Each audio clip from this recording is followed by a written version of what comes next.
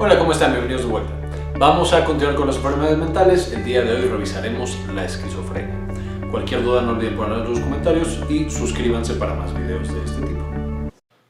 Vamos a hablar entonces de la psicosis y de la esquizofrenia, siendo la psicosis como la manifestación más aguda de esquizofrenia, está completo desapego con la realidad. Sin embargo, la psicosis no siendo solamente exclusiva de la esquizofrenia, hay otras patologías que pueden llevar a psicosis. Y vamos a presentar también unas imágenes. Estas imágenes son hechas por artistas que tuvieron o que en algún punto fueron diagnosticados con esquizofrenia y por lo tanto nos permiten vislumbrar un poco qué es lo que ellos perciben y qué es lo que ellos sienten. Estas imágenes son muy hermosas, pero muchas están llenas de dolor, desesperación o miedo, justamente lo que estas personas sienten al estar expuestas a esta enfermedad. Entonces, ¿qué es la esquizofrenia? Pues la palabra esquizofrenia viene de dos raíces, shisein, que es dividir o romper, y fren, que es mente. Y justamente nos habla de una mente dividida o de un cerebro dividido. Justamente esta imagen del artista Eric Bauman nos expresa cómo él sentía que de su cerebro, de su cabeza, salía otra cabeza y otra mente oscura y malvada, que era justamente la enfermedad. La esquizofrenia es un trastorno mental crónico. Esto significa que los pacientes no se curan, se mantienen con esquizofrenia a lo largo de toda su vida. Y muchas veces es un trastorno grave. Si no reciben una atención médica adecuada, los pacientes pueden acabar con una vida realmente terrible e incluso hacerle daño a las personas que quieren y a la sociedad. Mientras que los pacientes que sí reciben tratamiento y es un tratamiento adecuado, muchos de ellos, casi la mitad, pueden tener vidas prácticamente normales y solamente un quinto quedar con discapacidad severa. ¿Cuál es la característica de esta enfermedad? Pues tiene una distorsión del pensamiento y de la percepción, así como de las emociones, el lenguaje y la autopercepción. Entonces está distorsionada esta comunión que tienen con la realidad estas personas, que en su versión más severa son estas crisis de psicosis, en las que están completamente despegados de la realidad. Y estas manifestaciones se dan por delirios, que son pensamientos que no, de nuevo, están apegados a la realidad. Incluso en las películas o en algunos otros medios lo hemos visto, que son estas personas que dicen, es que esa persona está leyendo mi mente y está cambiando mis pensamientos. Y por más que tratemos de decirles que no es así, por supuesto no logran volver a conectarse con la realidad. Además de los delirios, que son muy frecuentes, también tienen alucinaciones visuales y alucinaciones auditivas. Estas pueden ser del tipo alucinación, o sea, no hay ningún estímulo y ellos ven o escuchan que hay algo, o pueden ser ilusiones. Sí hay algo ahí como un abrigo, pero en vez del abrigo ven que el abrigo hay alguien adentro del abrigo que los observa, por poner un ejemplo. Entonces, alucinaciones visuales y auditivas, que pueden ser de tipo alucinación o ilusión. Todas estas son las manifestaciones clásicas, pero vamos a ver que no es lo único que presentan estas personas. ¿Qué tan importante es la enfermedad? Más de 21 millones de personas están afectadas en el mundo. Esto significa que de estas 21 millones, si tuvieran un adecuado acceso a tratamiento, la mitad podría volver a sus vidas. Pero como es más frecuente en la mayoría de los países, estos 21 millones de personas llegan a tener, muchos de ellos, la mayoría, una discapacidad severa y pueden tener problemas sociales, personales, legales, etc. Tienen una discapacidad significativa, ya que damos los problemas sociales, académicos y laborales, y además de todos estos problemas culturales o con su medio ambiente, vamos a tener también una asociación importante con otras enfermedades, como las enfermedades cardiovasculares, ya sea por la fisiopatología y también de manera importante por el tratamiento, metabólicas e infecciosas. Y además de todo esto que ya tienen estas personas, es frecuente que presenten en su vida estigma y violaciones de derechos humanos. Típico esto que veíamos en los asilos, cuando metemos a los pacientes y son tratados literalmente como animales. Entonces, todavía en la actualidad, aunque afortunadamente esto está cambiando, pero todavía en la actualidad es frecuente que estos pacientes sean estigmatizados muchas veces llevándolos al aislamiento, al empeoramiento de su condición, a que no puedan tener vidas normales, familias, trabajos, etc., y a una violación de sus derechos humanos. ¿Cuál es la causa de esta enfermedad? Francamente, la causa no es conocida. No estamos seguros específicamente qué es lo que está pasando en estos cerebros que los hace actuar tan diferente y a veces de una manera tan alterada. Sin embargo, tenemos algunas pistas, pero que quede claro que estas son pistas, todavía no es la causa final. Primero, sabemos que los pacientes con esquizofrenia van perdiendo volumen cerebral. O sea, partes de su cerebro van degenerando y van trabajando menos. Principalmente partes de la corteza cerebral, específicamente la corteza prefrontal, como vemos en esta resonancia magnética, y partes alrededor de los ventrículos. Entonces, muchas de estas estructuras, hipocampo, corteza prefrontal, algunas estructuras del sistema límbico y del sistema mesocórtico límbico o sistema de recompensa, que ya las hemos visto en clases previas, empiezan de nuevo a degenerar y a tener menos neuronas y por lo tanto tener menos actividad. Además de estos cambios neuroanatómicos, sabemos que tiene alteraciones de los neurotransmisores. Principalmente, el clásico es la alteración de la dopamina, que les dejo el enlace en la parte de arriba para ir al video de dopamina para que veamos todo lo que está implicado en esta enfermedad. Lo que se cree es que hay una gran cantidad de dopamina en este sistema mesocórtico límbico y algunas otras estructuras del cerebro. Y este exceso de dopamina, de nuevo es la teoría, es lo que genera muchas de las manifestaciones, incluidas las alucinaciones, los delirios y algunos otros aspectos de la motivación y de la mente de estos pacientes.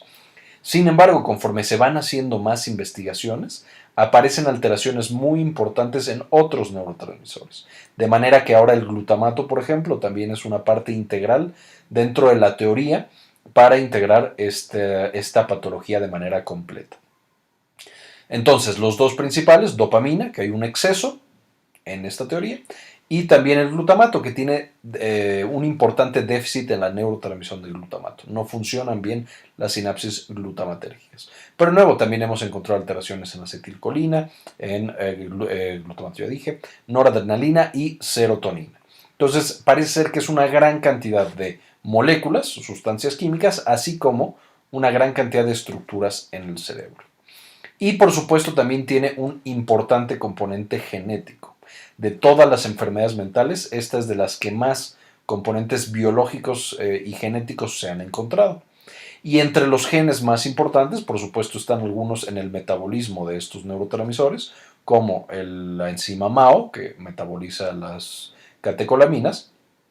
Sin embargo, el gen más fuertemente asociado en estudios muy recientes con la fisiopatología de la esclerosis múltiple es el de las proteínas del complemento, específicamente la proteína C4, que ya mencionamos también en otro video, les dejo también el enlace acá arriba. Estas proteínas del complemento del cerebro se encargan de algo llamado poda sináptica. Esta poda sináptica es, nosotros nacemos y tenemos una gran cantidad de neuronas. Y estas neuronas, como hacen siempre las neuronas, hacen sinapsis, entonces se conectan unas con otras.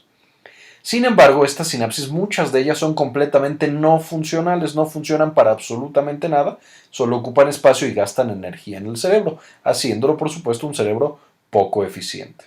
Entonces, lo que tiene que pasar es que las neuronas o estas sinapsis que no están teniendo una buena función, que no sirven para nada, son marcadas por esta proteína del complemento.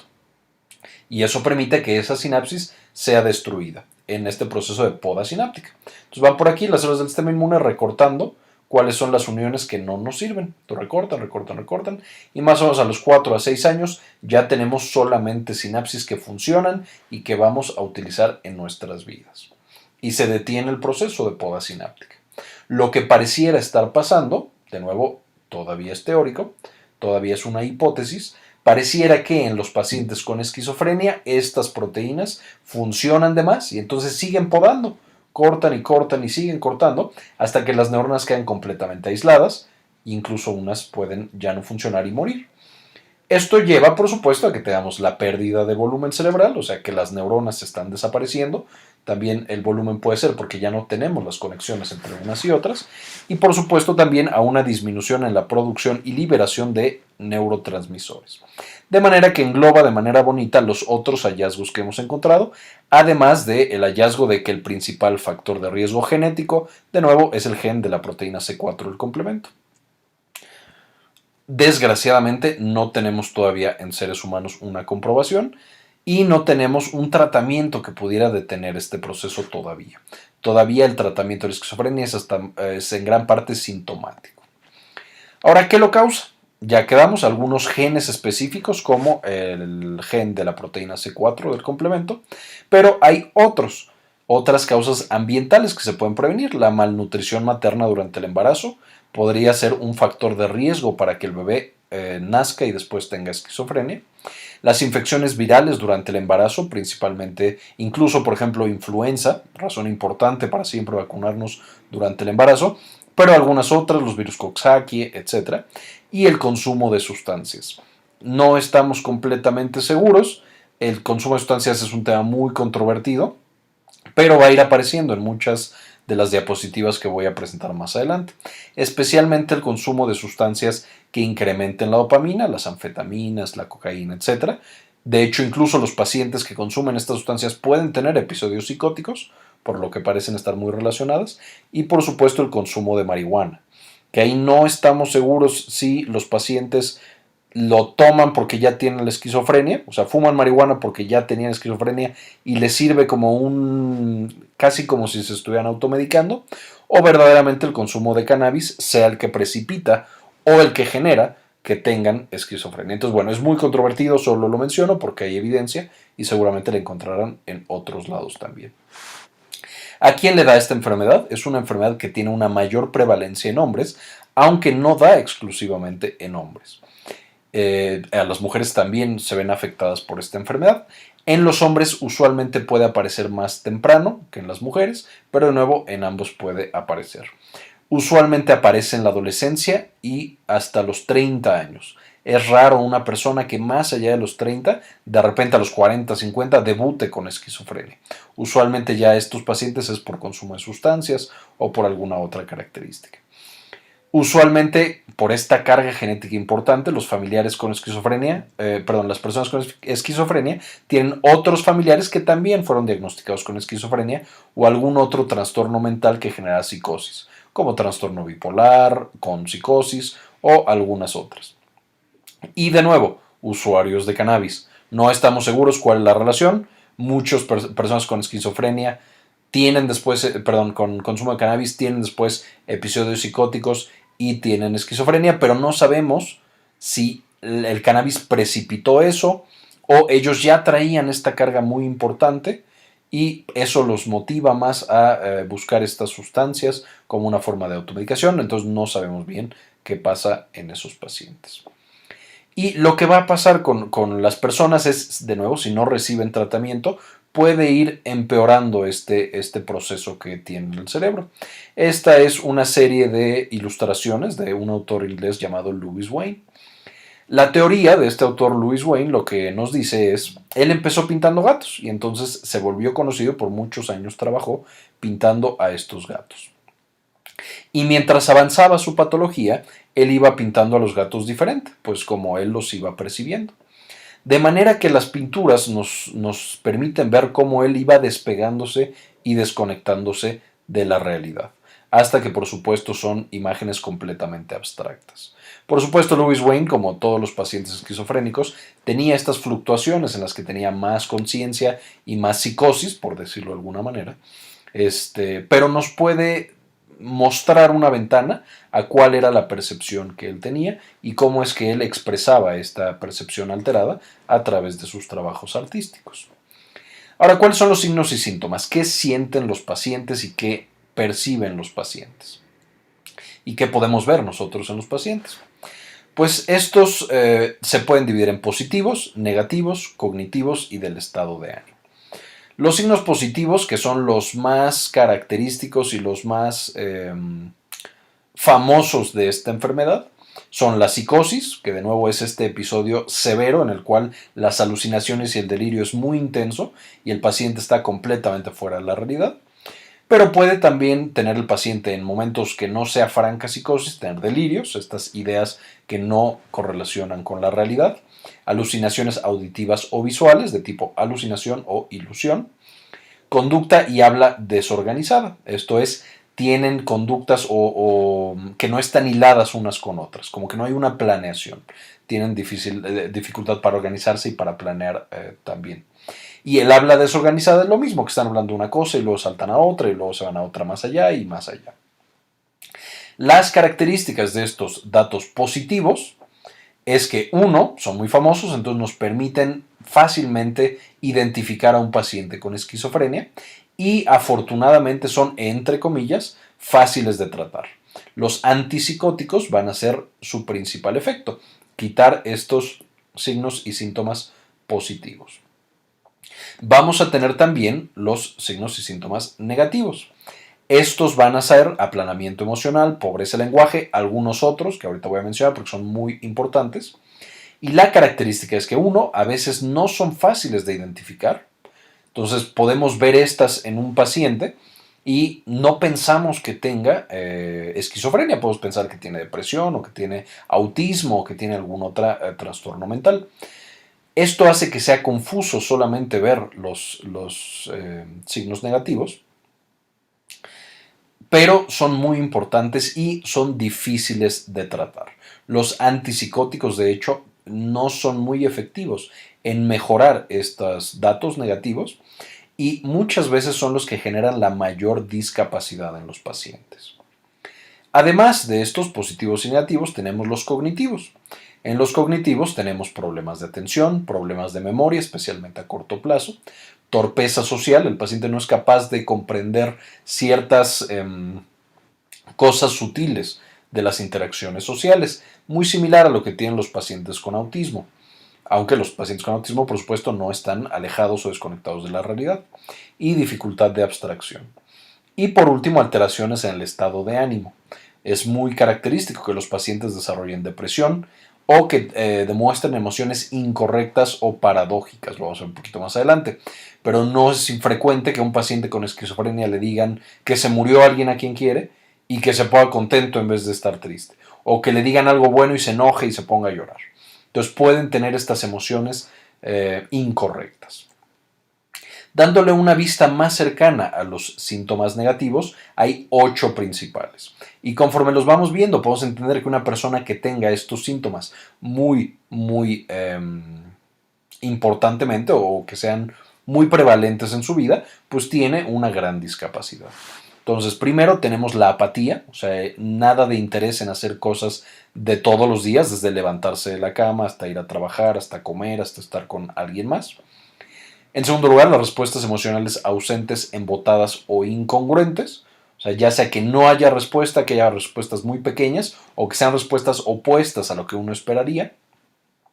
En tercer lugar, habla escasa, también llamada alogia, y son estas ocasiones en las cuales solo responden con monosílabos y no tienen interés en realmente decir nada más.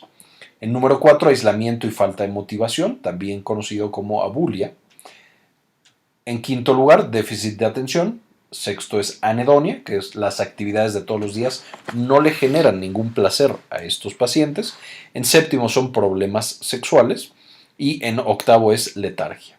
Entonces, todos estos síntomas negativos pueden ser tremendamente discapacitantes y tiene que estarse revisando y tratando todos estos en los pacientes con esquizofrenia. No solamente quitar los síntomas positivos con antipsicóticos, sino también trabajar sobre estos, porque estos son los que más duran y de nuevo a veces los más difíciles de tratar y que generan más discapacidad.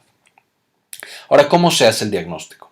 Vamos a ver que el diagnóstico no es fácil, por eso usualmente el diagnóstico tiene que ser hecho por un médico psiquiatra muy entrenado o un terapeuta muy bien entrenado. Y se puede confundir con muchas otras enfermedades, ahorita vamos a ver cuáles. Entonces, ¿qué tiene que tener el paciente? 2 o más de los siguientes por un tiempo significativo. Entonces, al menos por un mes, a menos que se dé tratamiento, en cuyo caso se puede acortar porque le di el antipsicótico y ya no tiene esas manifestaciones, y necesita presentar necesariamente ilusiones, alucinaciones o discurso desorganizado. Entonces necesitamos necesariamente los signos y síntomas positivos. Entonces necesita tener eso para hacer el diagnóstico de esquizofrenia. Además de estos, de los delirios, las ilusiones, las alucinaciones y el discurso desorganizado, necesita tener dos o más de estos de acá abajo. ¿Cuáles son? Conducta desorganizada o conducta catatónica.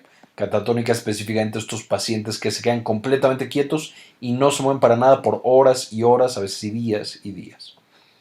En segundo lugar, síntomas negativos, que ya los mencionamos en la diapositiva pasada. En tercer lugar, un marcado decremento de la funcionalidad en algún área importante como la laboral, relaciones interpersonales, autocuidado o académica. Evidencia de alteración por 6 meses, con al menos un mes de síntomas francos, y esto permite que exista, además del episodio de psicosis, además de cuando ya es evidente que se tiene esquizofrenia, pueden existir síntomas prodrómicos y síntomas residuales. Esto es un mes antes de que tuviera el brote psicótico y en el trabajo dijera que el jefe es una persona lagarto y que está tratando de conquistar el mundo. 3 o 4 meses antes, él ya se sentía como abatido, con poca energía, sin placer por nada, se estaba aislando, etc.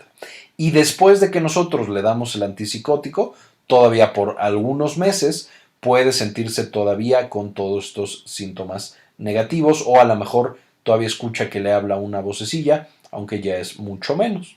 Entonces todo esto puede ser o dar síntomas prodrómicos y síntomas residuales. Es por eso, lo vamos a ver más adelante, que el tratamiento antipsicótico, a partir de que lo empezamos, debería en términos generales durar por lo menos un año. Ahora, además de tener positivos estos de acá arriba, necesita, uno, no tener trastornos esquizoafectivos, depresión o bipolaridad con características psicóticas. O sea, debe no tener otras enfermedades mentales que también puedan predisponer a episodios de psicosis, y los síntomas no deben ser causados por consumo o abuso de alguna sustancia, algún medicamento o alguna enfermedad. ¿Cuáles son las drogas que más generan los episodios psicóticos? Pues ya mencionamos algunos. Son todos los que aumentan la dopamina de manera importante, como las anfetaminas y la cocaína. Entre los medicamentos que pueden precipitar crisis psicóticas, pues son también los que aumentan dopamina. Muy frecuente, bueno, no sé si muy frecuente, pero con relativa frecuencia, los pacientes con Parkinson que reciben L-Dopa, la cual se transforma en dopamina en el cerebro, pueden presentar episodios psicóticos o enfermedades, siendo la más característica el delirium en los pacientes mayores. Estos personas ancianas que están en el hospital y de repente tienen una infección o tienen alguna otra manifestación y de repente se desconectan completamente de la realidad y tienen alucinaciones visuales y piensan que los van a atacar, etc.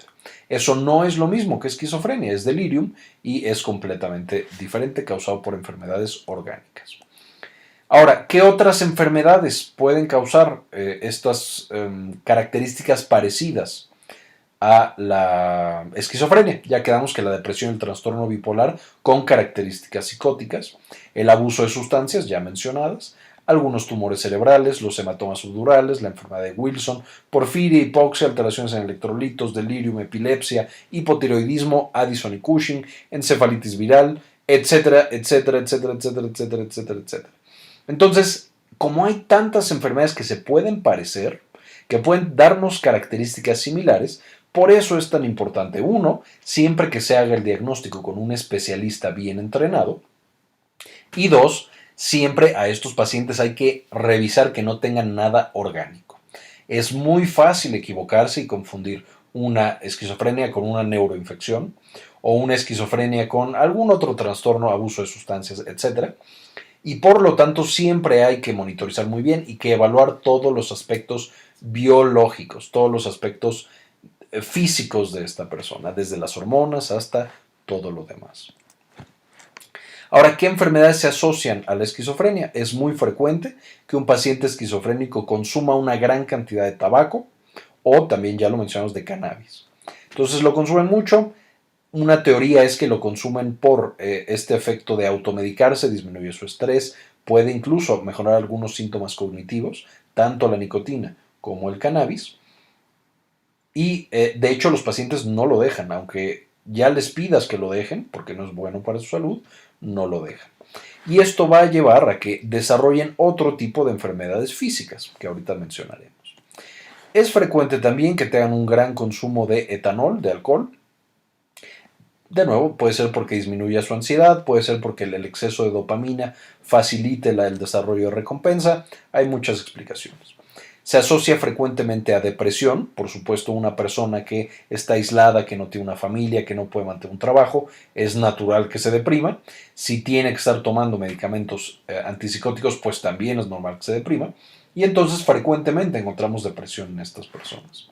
Ansiedad, especialmente asociada a los delirios y a las alucinaciones visuales y auditivas.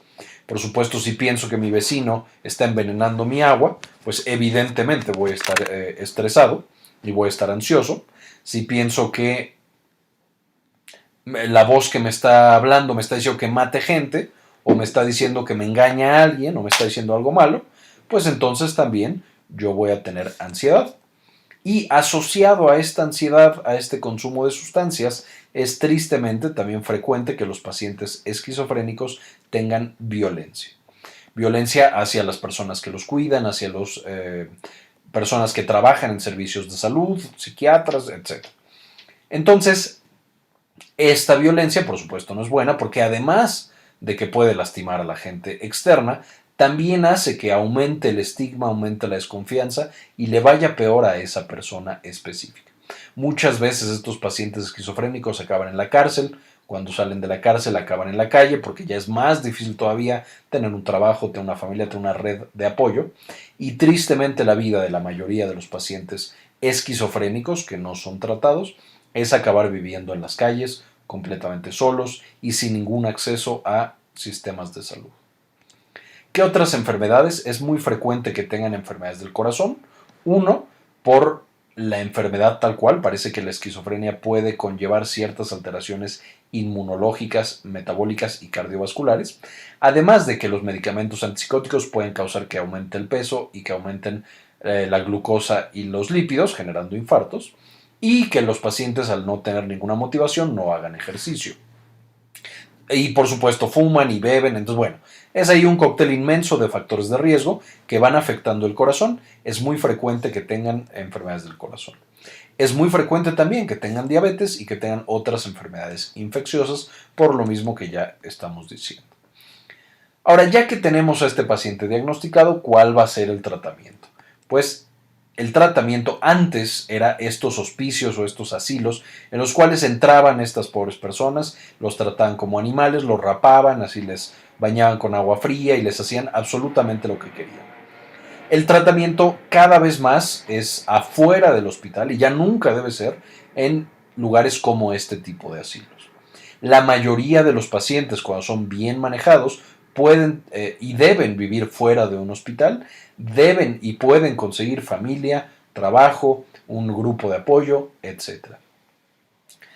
Entonces, no debemos meter a estos pacientes a los hospitales. La única razón por la cual un paciente esquizofrénico debería estar en el hospital es porque está teniendo un brote psicótico o está teniendo una complicación a alguno de sus medicamentos antipsicóticos. Entiendo, por supuesto, que hay ciertos pacientes especialmente graves, especialmente severos, en los cuales sí amerita que estén institucionalizados. Sin embargo, cada vez son menos y cada vez son menos las indicaciones.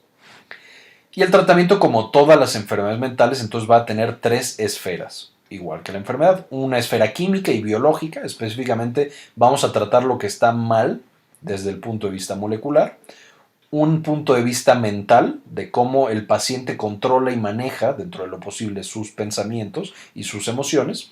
Y un punto de vista social y cultural, que es cómo logramos que el paciente se relacione con el resto del mundo que lo rodea.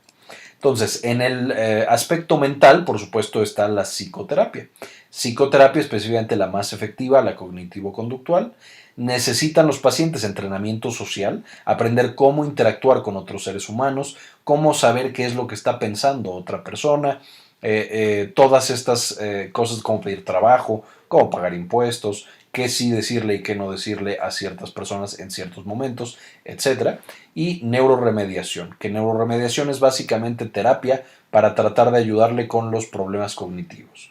Que aprenda a poner atención, que aprenda a recordar las cosas, que aprenda todo este tipo de otros talentos que se requieren para la vida normal. Es muy importante también, por supuesto, cambiar nuestra cultura, no estigmatizar a estos pacientes, no hacer que o forzar directa o indirectamente a que una persona acabe viviendo en la calle sin ningún bien ni para él o ella ni para las personas que lo rodean, sino aprender y desarrollar estrategias para captar a estos pacientes, tratarlos de una manera adecuada y que tengan vidas felices, plenas, dentro de lo que cabe normales y que sean miembros productivos de sus familias y de sus sociedades. Y además vamos a tener el aspecto farmacológico, en el cual son esenciales los medicamentos antipsicóticos. Lo que hacen es todos estos tratamientos es evitar las recaídas, o sea que el paciente ya no tenga más ataques psicóticos en los cuales huya, se trate de lastimar a sí mismo o trate de lastimar a otras personas, que el paciente logre su independencia porque ya no tiene recaídas y ya sabe cómo tener un trabajo, tener una pareja, llevarse con otras personas, lograr su integración social, laboral, sentimental, familiar, todo una máxima integración posible y lograr la salud global. No solamente ver el aspecto social y mental, sino también, por ejemplo, que el paciente sea sano, que tenga un peso adecuado, que no tenga diabetes o que esté bien controlado y que su corazón también sea sano. Todo esto deberíamos lograr en el tratamiento de los pacientes con esquizofrenia. Por lo tanto, muchas veces el tratamiento ideal es el que es por diferentes especialistas de salud. Y mencionando brevemente los antipsicóticos, ¿qué son estos fármacos? Son fármacos que van directamente sobre lo que se cree que genera los ataques psicóticos, que es este exceso de dopamina. Ahorita lo vamos a ver más a detalle. Pero siempre antes de empezar estos medicamentos, porque a pesar de que son efectivos para controlar los signos y síntomas positivos, pueden tener importantes eventos adversos. Entonces, antes de empezar, necesitamos tener registrado en el paciente peso y presión arterial. Necesitamos para muchos tomar antes un electrocardiograma, por ejemplo, el haloperidol. Siempre antes deberíamos tener un electrocardiograma. Necesitaríamos un recuento sanguíneo completo, especialmente por el fármaco clozapina, que la clozapina puede llevar a que las células del sistema inmune dejen de aparecer en la sangre y dejen de producirse, siendo esto muy peligroso. Hay que tomar creatinina, urea y electrolitos porque pueden causar problemas también en el riñón en algunos pacientes. Hay que revisar la función hepática, hay que revisar la glucosa porque medicamentos como la olanzapina y la clozapina pueden llevar a que se eleve la glucosa y que el paciente desarrolle diabetes. Hay que checar los lípidos porque varios de los antipsicóticos aumentan la carga de lípidos y favorecen los infartos. Y la prolactina porque pueden causar hiperprolactinemia. Hay que tener un nivel basal y después monitorizar para ver que no se salga de control. ¿Cómo funcionan entonces estos antipsicóticos? Si la teoría principal y mucha de la evidencia sugiere que en particular los síntomas positivos y los brotes psicóticos están dados por un exceso de dopamina, pues entonces los tratamientos lo que hacen es que bloquean a los receptores dopaminérgicos, específicamente a los receptores D2. El problema es que hay receptores D2 en muchas estructuras del sistema nervioso central. Hay principalmente 4 estructuras en las cuales funciona la dopamina. Y es importante también recordar que aunque su principal efecto farmacológico es sobre los receptores D2, tienen también importantes funciones sobre otros receptores, como el receptor D1, y sobre otros sistemas de neurotransmisores que vamos a mencionar más adelante, como histamina, acetilcolina, noradrenalina, serotonina, etc.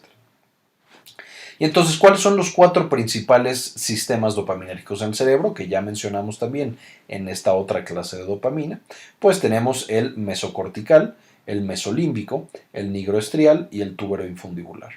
Cada uno va a tener funciones diferentes. Por ejemplo, vamos a tener un sistema que se encarga de la vía motora, que nosotros caminemos y nos movamos de manera adecuada por la vía piramidal. Vamos a tener el sistema mesolímbico, principalmente encargado de la respuesta de recompensa, y vamos a tener el túbulo infundibular, que se encarga mucho de la secreción de hormonas, principalmente la dopamina.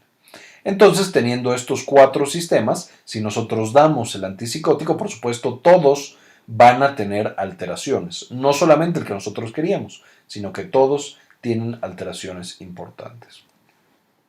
¿Cuáles son estas alteraciones? Pues tenemos básicamente 2 tipos de antipsicóticos. Los de primera generación, o llamados también convencionales, o también llamados neurolépticos, y los de segunda generación, también llamados atípicos. ¿Qué van a ser los de primera generación? Principalmente son antagonistas de dopamina, el receptor D2.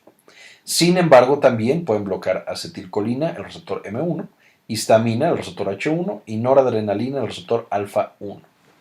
Algunos ejemplos son la clorpromacina, la flufenacina, el haloperidol, loxapina y fluciprileno.